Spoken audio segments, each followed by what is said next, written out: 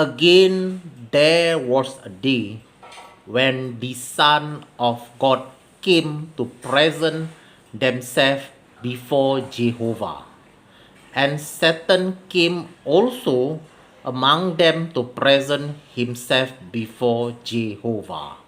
And Jehovah said to Satan, "From which place comes you?" And Satan answered Jehovah and said, "From going to and fro in the earth, and from walking up and down in it." And Jehovah said to Satan, "Have you considered my servant Job, that there is none like him in the earth, a perfect and an upright man, one that fears God and shuns evil, and still he holds fast his integrity, although you move me against him to destroy him without cause." And Satan answered Jehovah and said, "Skin for skin, yea, all that a man has will he give for his life. But put forth your hand now and touch his bone and his flesh, and he will curse you to your face." And Jehovah said to Satan, "Behold, he is in your hand, but save his life." So went Satan forth from the presence of Jehovah, and smote Job with sore boils from the sole of his foot to his crown.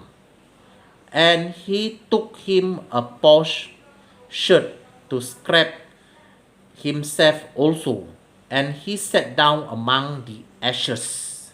Then said his wife to him, "Do you still retain your integrity?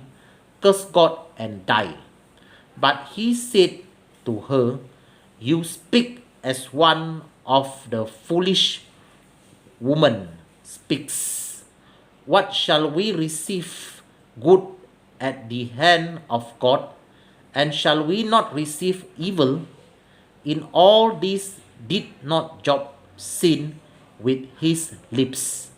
Now when Job's 3 friends heard of all this evil that was coming upon him, they came everyone from his own place: Eliphaz the Temanite, and Bildad the Shuhite, and Zophar the Naamathite, for they had made an appointment together to come to mourn with him and to comfort him.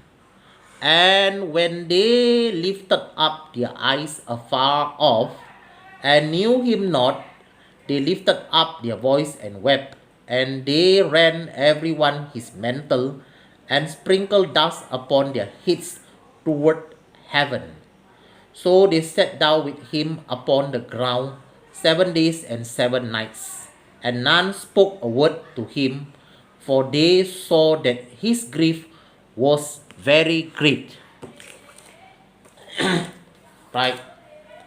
फिर एक और दिन यहोवा परमेश्वर के पुत्र उसके सामने उपस्थित हुए, और उनके बीच शैतान भी उसके सामने उपस्थित हुआ।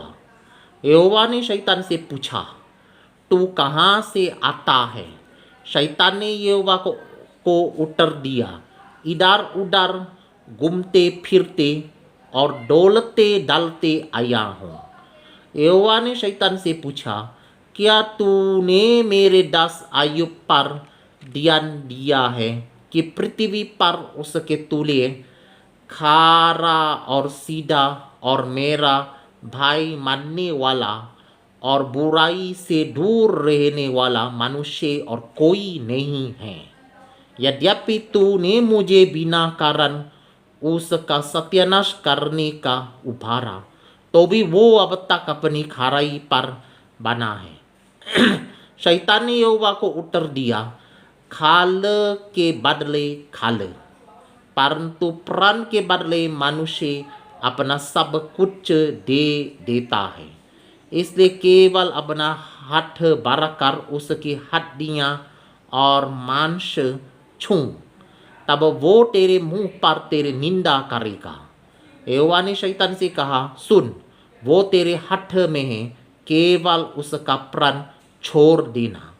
तब शैतान यहोवा के सामने से निकला और अय्यूब को पांव के तलवे से ले सिर की चोटी तक बारे बारे फोरों से पीड़ित किया।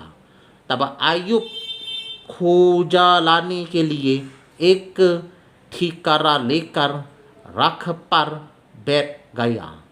तब उसकी स्त्री उससे कहने लगी, क्या तू अब भी अपनी खराई पर बना है?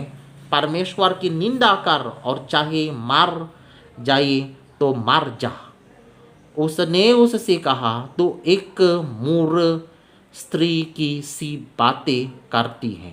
क्या तुम जो परमेश्वर के हाथ से सुख लेते हैं दुख ना लें? इन सब बातों में भी अय्यूब ने अपने मुंह से कोई पाप नहीं किया।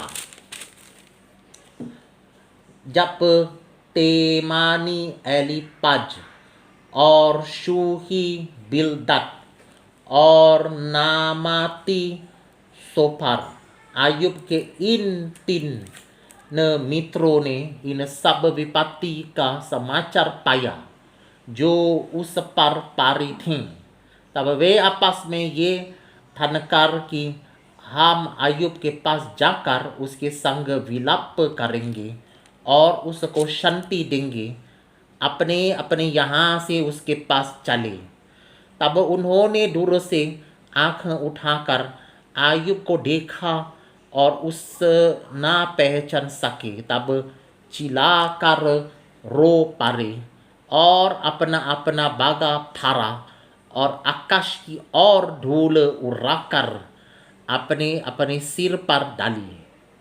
तब वे 7 दिन और 7 रात उसके संग भूमि पर बैठे रहे, परंतु उसका दुख बहुत ही बड़ा जानकर किसी ने उससे एक भी बात ना कही।